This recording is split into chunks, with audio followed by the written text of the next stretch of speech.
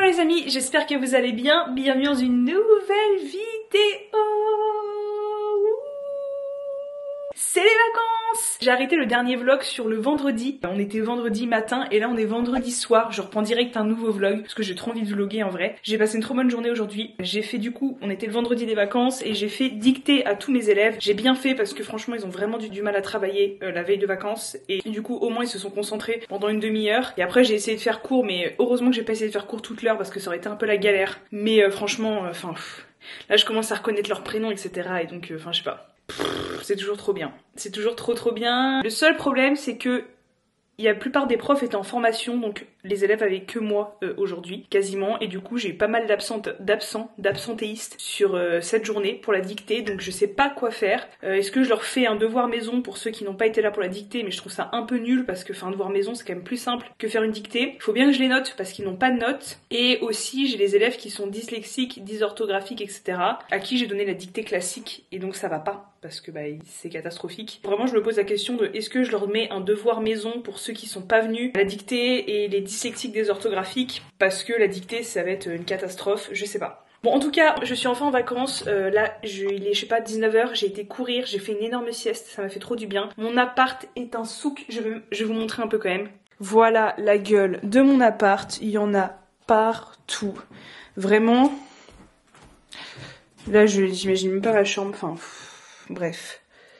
Je vais profiter des prochains jours pour ranger mon appart. Je vais monter une vidéo, donc la vidéo précédente, et je vais corriger toutes mes copies. J'ai genre 150 copies à corriger, dont 120 dictées. Faut que je leur prépare des cours pour les vacances, un résumé de l'Odyssée, parce qu'ils ont contrôle de lecture sur l'Odyssée, qu'ils ont eu 5 semaines sans français, donc je vais quand même leur faire un contrôle de lecture, et aussi parce que y en a qui n'ont pas le livre, donc c'est un peu la galère. Donc je vais essayer de me débrouiller pour quand même pouvoir évaluer tout le monde sur le contrôle de lecture, que je corrige les anciens contrôles, que je prépare les nouveaux, et que je prépare des cours pour la rentrée. Je ne sais pas si le prof que je remplace va revenir, personne ne le sait. Je m'attendais vraiment pas à adorer autant le collège, que vraiment je voyais ça comme quelque chose d'ingrat. Je voyais le collège comme vraiment de la garderie, etc. et tout machin, et j'ai découvert vraiment quelque chose de totalement différent. Un rapport aux élèves vraiment extrêmement satisfaisant, vraiment. Et je trouve vraiment, dans l'établissement dans lequel je suis, déjà qui est vraiment bien, en termes d'ambiance, je trouve vraiment que ce qui est vraiment bien dans le professorat, et ce qui est différent des autres métiers, des autres domaines dans lesquels j'ai travaillé, c'est que t'as pas de surveillance. C'est-à-dire qu'on te fout la paix. Tu es libre, et ça, je sais pas si c'est la même chose dans le privé, dans le public, etc.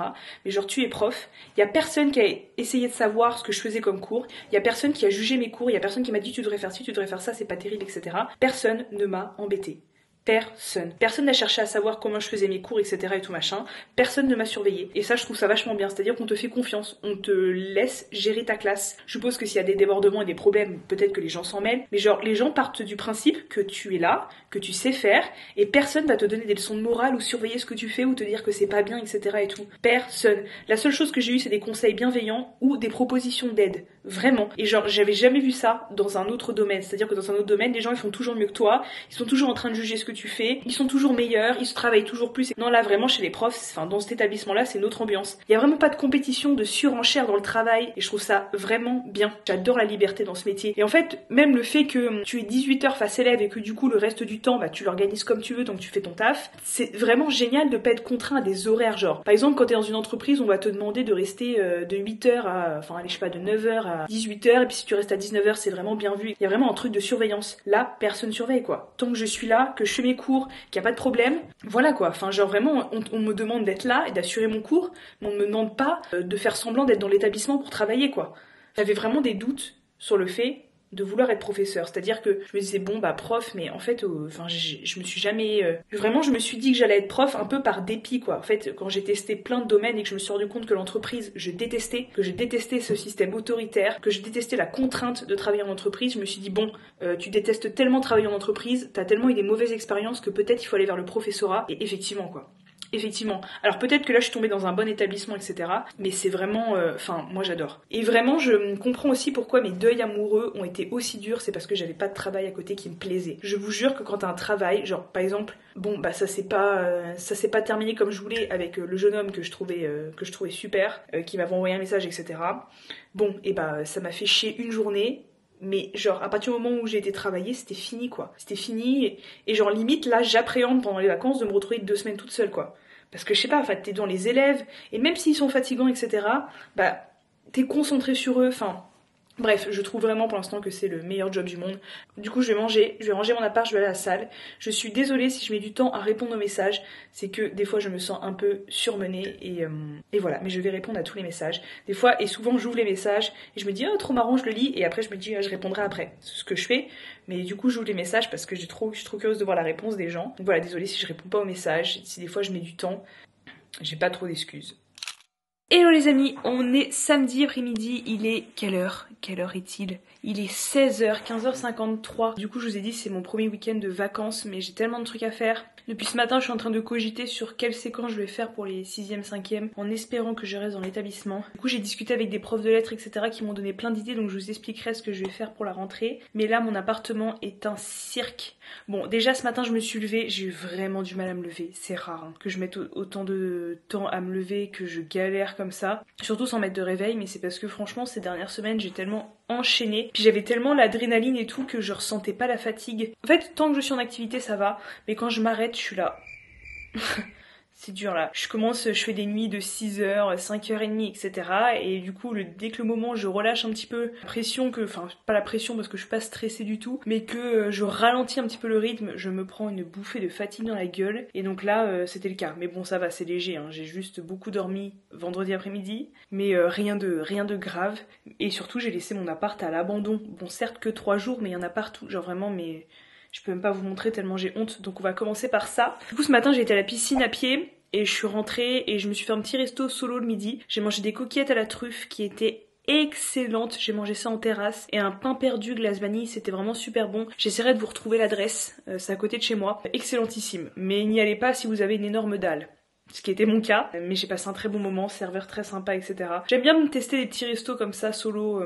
Enfin, de manière solo, oui, puisque les hommes sont des êtres dangereux, donc de toute manière, pas trop le choix. Et donc piscine, bonne séance et petite sieste. Et là, il est temps que je range mon appartement. Et après, je vais aller m'acheter des livres et monter ma vidéo. Je suis évidemment très en retard sur le montage de ma vidéo, hein, ça change pas. Bon, let's go ménage, de toute manière, je peux rien faire vu l'état de mon appartement, ce n'est pas possible. Un autre point, c'est que je me rends compte que ce qui est chouette quand même, et là où je suis reconnaissante à l'égard du dernier mec que j'ai daté, c'est que quand même, quand ça s'arrête de manière prématurée comme ça fait pas mal quand même. C'est ça qui est chouette, c'est que ça fait pas mal. Enfin, ça fait un petit peu mal, évidemment. Ça rajoute un petit peu à l'édifice de l'humiliation, ça rajoute une pierre à ma haine des zones, etc.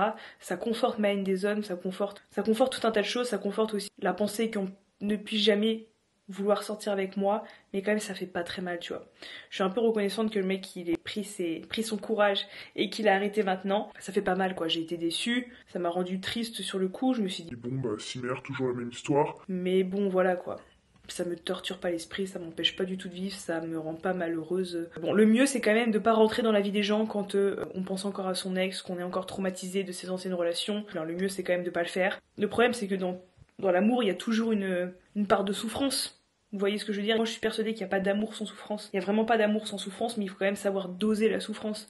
D'ailleurs c'est une vraie question philosophique, hein, l'amour et la souffrance. Mais il faut quand même être capable de doser la souffrance quoi. Quand la souffrance est paralysante, quand il y a plus de souffrance que d'amour, que de joie, enfin c'est pas possible quoi. Faut être capable d'un certain équilibre quoi. Donc faut quand même être capable d'accepter la souffrance quand on veut vivre l'amour, premier point. Et ensuite il y a aussi ce truc de se dire que le mec a pas essayé quoi. C'est double tranchant, c'est que les mecs qui arrêtent dès le début comme ça parce qu'ils sentent que les attentes ne sont pas les mêmes. D'un côté ils nous évitent pas mal de souffrance, mais de l'autre ils essayent pas quoi. Ils n'essayent pas. Les hommes qui font perdurer les relations alors que les attentes ne s'accordent pas, on va dire, initialement, etc.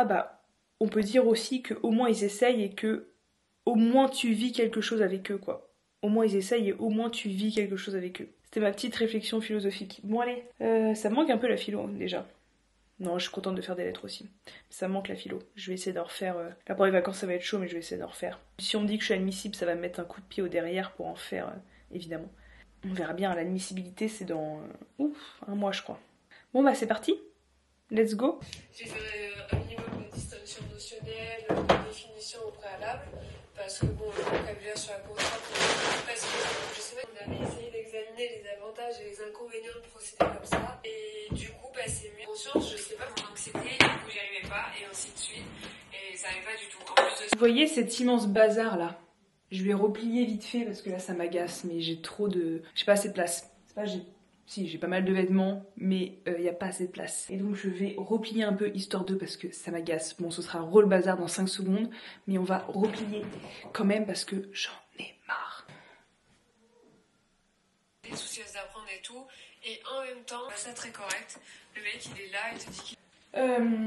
Ouais, pour les cours de philo, je me doute bien que ouais, sur la forme dissertative, ça va quand même être la plus simple. Ça va quand même être la plus simple. De toute manière, tu peux pas être exhaustif. Hein. Il y a 17 notions, plus ce programme de HLP, il faut peut-être pas... Ouais, mais tu vois, c'est là où je suis un peu choquée, c'est que quand même, est-ce que... Maybe it's the fact that I can't go back now. Maybe it's the rivers, they're much calmer now. I can hear the storm knocking at my door, and I just wanna answer.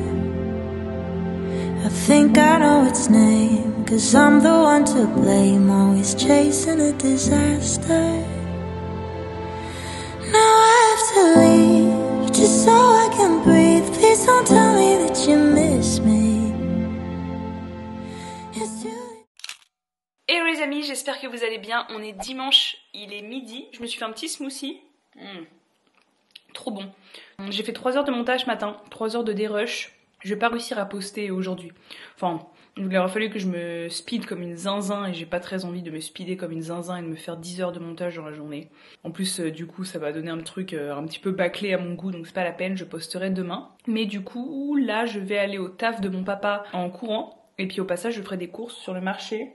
Donc comme d'hab, il y a 10 km. Sur les 2 derniers kilomètres, il y a une pente de malade. Il y a 1 km de pente, vraiment. Genre quand je vous dis que ça monte, c'est que ça monte. J'ai vraiment limite du mal à la courir. Hello les amis, bien rentré de mon run, c'était trop bien. J'ai fait un super run et j'ai couru. En fait, sur mon chemin, je me suis retrouvée à courir avec les marathoniens, enfin les futurs marathoniens de Paris. Donc c'était extraordinaire. J'ai profité un petit peu de l'émulation. J'ai couru 2 km avec eux, de leur 34e au 36e, dans le 16e. Et après, bon, on s'est séparés parce que... désolée. Je viens de faire une sieste, ça me fait du bien. On s'est séparés parce qu'on prenait pas le même chemin. Mais du coup, trop cool. J'ai fait du coup mes courses avec mon papa et je vais vous montrer ce que j'ai acheté. Voilà, puis je vais ranger. C'est pour ça que je prenne mon frigo. Je suis pas dans le meilleur emplacement peut-être. Alors l'avantage c'est que mon frigo est hyper propre parce que je l'ai cleané comme une zinzin la semaine dernière. Donc il est propre. Alors j'ai acheté 2 mangues. Elles sont vraiment trop bonnes. Mais j'en ai déjà mangé une. 2 avocats. J'ai acheté des kiwis. Bon, le primeur, mais ça dans des sacs... est-ce qu'ils sont mûrs ou pas? Dans des sacs plastiques. 3 tomates comme ça. Une main de banane. Putain, ils mettent tout dans des sacs. Tout. J'ai pris clémentines et courgettes. C'est carottes et courgettes. Ensuite j'ai pris des clémentines. J'en ai mangé une aussi déjà. Après là j'ai été chez un monsieur c'est un autre monsieur qui fait vraiment les pommes dans son jardin et tout. Elles sont trop bonnes. Enfin il cultive des pommes chez lui quoi. Elles sont trop bonnes. Et pour les smoothies et tout c'est une dinguerie. Et il m'a mis des poires aussi. Voilà. Oh qui sont pas trop mûres donc ça c'est bien. Hello les amis, on est lundi après-midi maintenant. Je suis désolée, j'ai une machine qui tourne donc vous allez entendre du bruit derrière. Voilà, je me suis acheté des petits boudins de recourbe-cils suite à une vidéo de Sleeping Beauty qui comme moi adore se recourber les cils, enfin c'est plutôt moi qui ai copié sur elle. Et en fait c'est vrai que les boudins faut les changer sinon ça recourbe plus bien après. Enfin j'ai appris grâce à elle qu'on pouvait changer les boudins de recourbe-cils. Et donc je vais changer mon boudin de recourbe-cils parce que c'est important d'avoir les cils bien recourbés. Franchement mes 3 essentiels make-up c'est crayon à sourcils, fond de teint anti-cerne, plus anti-cerne que fond de teint et recourbe-cils. Genre vraiment ça c'est mes 3 indispensables. Putain ma machine elle fait un cirque, vous allez pas m'entendre. C'est le pire moment là, c'est le moment d'impression que il y a un décollage de fusée. Alors, qu'est-ce que ça donne cette histoire? Hop, voilà, des cils bien recourbés. Hihi. Et donc là, je vais au ciné à Bercy Village avec mes 2 copains de philo. Théo, que je vous ai déjà présenté dans une vidéo, et un autre copain de philo. Donc on va au ciné, je sais même pas ce qu'on va voir. Tout ce que je sais, c'est qu'il faut que j'aille à Bercy Village là. Voilà, je vais y aller démaquiller. Il fait super beau à Paris pour une fois, mais j'ai passé la journée à l'intérieur puisque j'ai passé ma journée à monter ma vidéo qui va sortir aujourd'hui. Et oui, je suis passée à la librairie hier et j'ai fait du coup des petits achats. En ce moment, je suis en train de lire La Princesse de Clèves qui est vraiment génial. Franchement, il est super bien. Bon, je pense qu'il est un peu compliqué honnêtement pour des collégiens. Je me suis acheté un Becherel. Il n'y a pas les conjugaisons, mais c'est vraiment pour une remise à niveau en termes de grammaire, etc. Enfin, il fait tout grammaire, orthographe, conjugaison, vocabulaire, expression. Je pense que ce serait vraiment pas mal que je me replonge là-dedans. Ensuite, j'ai acheté sur les conseils d'une amie qui est fan d'Annie Ernaux, Ceux qui le disent ou rien. Je suis choquée d'à quel point Annie Ernaux a publié. Elle a tellement écrit. Elle a tellement écrit, genre j'avais l'impression de connaître un peu son œuvre et en fait il y a plein d'œuvres que je connais pas. Ensuite j'ai acheté ce que je vais faire étudier au 6e ou au 5e, donc les 6e je vais leur faire étudier le médecin volant. Donc j'ai pris cette édition en attendant, mais j'ai commandé une autre édition, un peu avec un dossier etc. Spécial collégien, pareil ça c'est une édition des Fourberies de Scapin, ça c'est pour les 5e, ils m'ont demandé de faire du théâtre. Mais pareil c'est pas l'édition que je vais donner aux élèves, hein. Enfin que je vais leur recommander d'acheter, parce que ça c'est, il y a un dossier mais c'est un dossier pour lecteurs confirmés quoi, c'est plus un dossier pour prof. Et ensuite sur les conseils d'une abonnée trop sympa qui lit énormément, qui d'ailleurs ferait une très bonne prof de français, j'arrête pas de la tanner avec ça. J'ai acheté l'œuvre de Zola. J'aimerais vraiment lire tous les Rougon-Macquart, mais bon je vais peut-être pas me lancer là-dedans maintenant, sachant qu'on sait même pas, j'ai même pas les résultats d'admissibilité du concours. Et Pour une nuit d'amour de Zola, c'est juste que là c'est le titre qui me donnait envie. Vu que je suis une énorme romantique, qui échoue mais une romantique quand même. J'ai un petit coup de stress quand même parce que bientôt, dans un mois, je vais avoir les résultats d'admissibilité. Déjà, je pense honnêtement que j'ai fait une erreur en m'inscrivant au CAFEP. Enfin, je tiens vraiment à rester à Paris, mais je pense pas que le privé ce soit nécessairement pour moi, honnêtement. Donc j'ai un peu le seum et en plus, j'ai un peu le stress de me dire, je suis quand même prof, ok certes, mais je suis pas titularisée. Donc à tout moment ils peuvent me dire ciao bye bye. Alors après c'est le propre d'un travail, hein. Ça peut arriver dans le privé, ça arrive constamment. Regardez, je me suis fait virer au bout de 3 mois avec un vieux message sur Slack. Mais ouais, je suis en train de me dire mais comment je vais être titularisée quoi. Est-ce que je vais réussir à être contractuelle 3 ans et passer en interne? En fait comment je fais là, parce que là il y a une forte probabilité que je ne sois encore pas admissible. Et qu'est-ce que je fais après quoi? Bon c'est des questions que j'aurai tout l'été pour me poser, mais est-ce que je reforce en philo? Que je sais pas. Est-ce que je peux passer un concours en étant contractuelle à côté? Est-ce que c'est pas une charge de travail immense? Je ne sais pas, je sais même pas si je serai encore dans l'établissement à la rentrée, donc bon. Voilà, je vais y aller. Vraiment, je me suis pas maquillée ni rien, j'ai trop la flemme là. Bon, allez, j'y vais. À tout à l'heure. Hello les amis, je suis rentrée du cinéma avec mes copains, c'était trop bien. On a été voir Pas de vague, qui est un film sur un professeur inspiré d'une histoire vraie, avec un acteur hyper connu dont je ne me souviens pas le nom.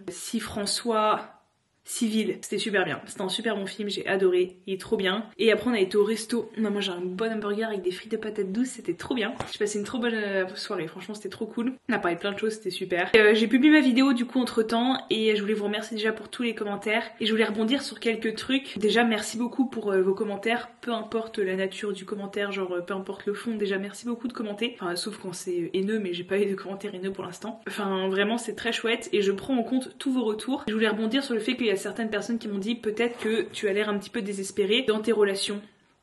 Alors je vais rebondir sur deux choses. Des gens qui me disent que je donne peut-être beaucoup d'un coup, et effectivement je pense que c'est le cas, et que j'ai l'air un peu désespérée, je pense aussi. Je pense que tout le monde ne va pas penser que je suis une personne désespérée, mais je pense que oui, la plupart des hommes peuvent penser que je suis quelqu'un d'assez désespéré, qui a très envie de se faire aimer et d'aimer en retour.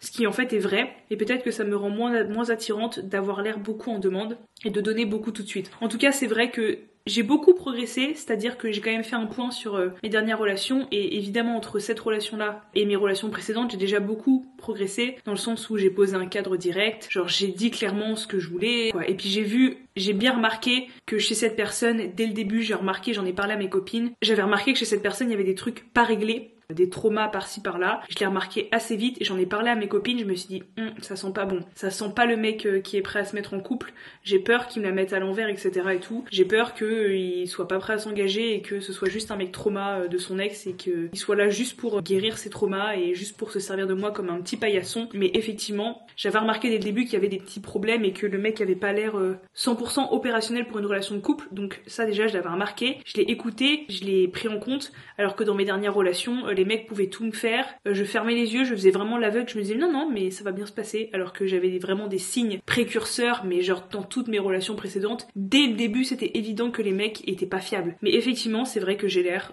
toujours beaucoup en demande etc et tout, ce qui est le cas, et je donne beaucoup tout de suite et je m'emballe. C'est vrai que là, voilà, j'apprends de chacune de mes échecs, entre guillemets, de ce qui fonctionne pas, et c'est vrai que j'ai beaucoup donné d'un coup, que je me suis tout de suite projetée avec lui dans une relation de couple et tout, et que peut-être le mec s'est dit oh là...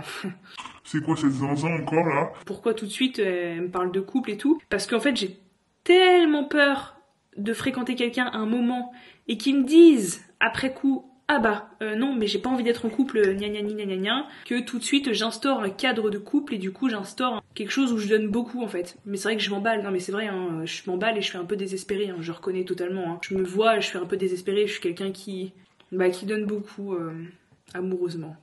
Pourtant, je vis très bien toute seule, hein. Ça fait jamais été aussi épanouie ni quoi que ce soit, je vis très bien toute seule. J'ai des loisirs, j'ai un taf qui me plaît maintenant, j'ai plein de passions, enfin plein de choses qui me plaisent beaucoup dans la vie, etc. Et pour autant, c'est vrai que moi je trouve qu'il y a rien qui remplace l'amour en fait. L'amour amoureux, je trouve qu'il y a rien qui remplace. Parce qu'aussi, je sais pas du tout me restreindre, je sais pas du tout m'inhiber, et en plus, déjà je sais pas du tout manipuler, mentir, faire semblant, etc. Ça c'est pas du tout mon truc. Je ne sais pas faire, on oublie. Même diminuer mon affection, etc. J'ai vraiment du mal. Et je reconnais quoi, et je reconnais mes erreurs aussi. Je reconnais mes erreurs et c'est vrai que après Dezio, il y a des commentaires qui m'ont aussi dit oui, tu devrais peut-être pas afficher tes relations amoureuses comme ça sur YouTube. Alors, je suis d'accord avec ce commentaire, c'est vrai que c'est assez singulier de s'afficher comme ça sur YouTube.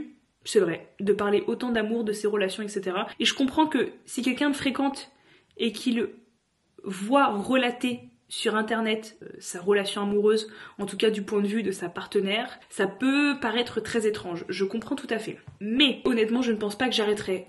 Pourquoi ? Parce que j'aime beaucoup raconter mes histoires amoureuses sur YouTube. Je raconte pas tout, hein, et vous doutez bien que je ne raconte pas tout. Vraiment pas. Mais c'est vrai que je raconte quand même beaucoup plus que la moyenne. Les gens ne racontent pas leurs histoires de cœur sur internet. Je sais que les hommes aiment pas trop cette facette de moi sur YouTube. En général, c'est pas un atout en ma faveur. On aime bien me voir sur YouTube, après aller m'envoyer des messages sur Insta ou quoi que ce soit et tout. Oh, je t'ai vu sur YouTube, etc. et tout machin. Ça, on aime bien. Mais le fait que je raconte ma vie amoureuse sur YouTube, c'est pas quelque chose qui plaît beaucoup. Et je peux comprendre. Mais ça joue pas en ma faveur. La petite carte youtubeuse, petite youtubeuse en plus, ça joue pas trop en ma faveur. Évidemment, je pense que les hommes se disent oulala, qu'est-ce qui se passe? La meuf, si je fais quoi que ce soit, elle va le raconter sur YouTube, il y aura des commentaires sur moi, c'est la honte, je peux pas sortir avec une meuf qui raconte sa vie sur YouTube, etc.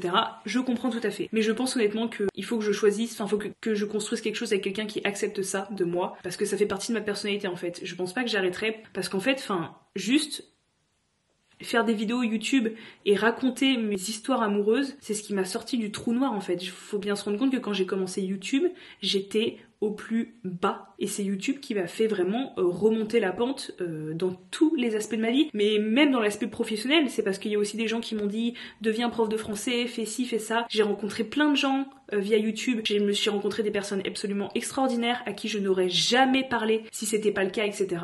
Si j'avais pas fait de vidéo, si j'avais pas raconté ma vie amoureuse, si je m'étais pas livrée, etc. C'est-à-dire que j'ai tellement reçu que je pense pas que j'arrêterai parce que moi déjà ça me fait beaucoup de bien. Et Dezio, j'aurais aimé consommer du contenu comme moi je le produis, comme moi j'en fais. J'aurais aimé qu'il y ait quelqu'un qui parle de ses histoires amoureuses. Je me serais peut-être sentie beaucoup moins seule. Et en plus, ça m'a offert pour l'instant, et encore c'est que le début, ça m'a offert des trucs de ouf YouTube. Vraiment, j'ai fait des rencontres incroyables, des opportunités et tout. Après, je comprends et je raconte pas tout encore une fois. Je me débrouille toujours pour que jamais on ne puisse reconnaître qui que ce soit en fait. Et d'ailleurs, en général, quand les hommes me font des trucs qui sont vraiment merdiques, vraiment merdiques, vraiment nuls à chier, je ne les raconte pas. Je ne les raconte pas.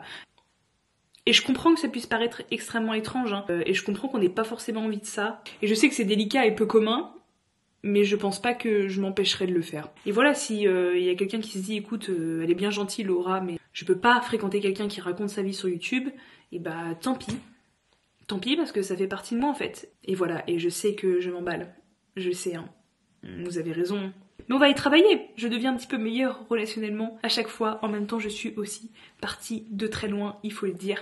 Si les relations n'ont pas marché, il y a de leur faute, il y a beaucoup de leur faute, mais il y a aussi pas mal de la mienne. Une relation qui fonctionne pas, c'est toujours deux personnes. Même si on m'a fait du mal ou qu'on m'a blessée, volontairement ou involontairement, je renie pas ma part de responsabilité. Je renie pas ma part de responsabilité. Je suis responsable. Peut-être pas autant selon les cas, mais je suis responsable aussi. Et si vous vous demandez, je réponds, dernière mise au point, si vous vous demandez si je demande aux hommes s'ils regardent mes vidéos ou pas, non, honnêtement je m'en fous. Qu'ils regardent ou qu'ils regardent pas, ça change pas. S'ils regardent, ils me connaîtront un peu mieux avant l'heure. S'ils regardent pas, tant mieux. En fait je m'en fous.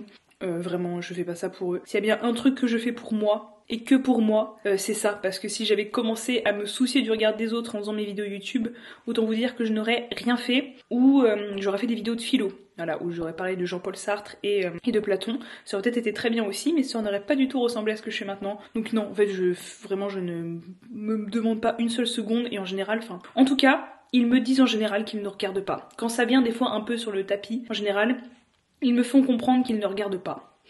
Je ne sais pas. Je sais pas si c'est vrai, je sais pas si c'est faux. Des fois, ils ont des infos que j'ai l'impression d'avoir dit seulement sur YouTube. Genre, des fois, il y a des mecs, Je suis persuadée de leur avoir jamais dit ça, mais pourtant ils sont au courant de certains trucs. Alors, est-ce qu'ils mytho sur le fait de regarder? Est-ce qu'ils regardent vraiment pas et que c'est moi qui m'invente des trucs? Je ne sais pas. Est-ce qu'ils regardent parce qu'ils sont curieux, qu'ils ont quand même envie de savoir ce que je deviens et ils ont envie de se conforter dans une certaine idée de moi, etc. Peut-être. Aucune idée, mais enfin... Dans tous les cas, ça me fait ni chaud ni froid. Je fais pas des vidéos pour tous mes ex. Pour leur faire passer des messages. Quoique si vous regardez, messieurs, vous êtes des bandits. Un petit point parce que je suis sûre que ça doit interroger et on me pose souvent la question, mais est-ce que tes ex ils regardent des vidéos? S'ils regardent, n'hésitez pas à lâcher un like, messieurs, et à vous abonner surtout.